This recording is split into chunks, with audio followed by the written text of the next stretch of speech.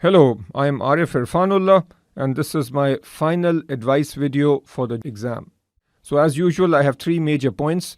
The first one is that you must get enough rest before the exam. I've had students in the past who've studied all night before the exam and then on exam day they are exhausted. In fact, there was one student who actually fell fast asleep during the exam. So make sure you get enough rest so that on exam day your mind is as fresh as possible. The second point has to do with revision.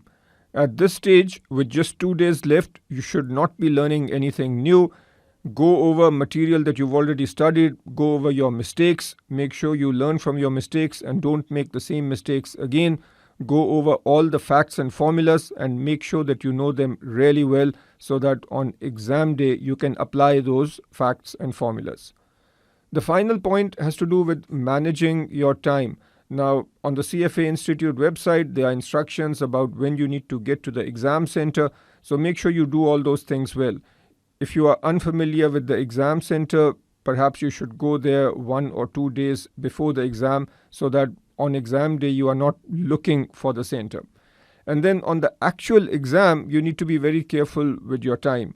Generally, with level 1, people don't have an issue in terms of time management, but you still need to be careful.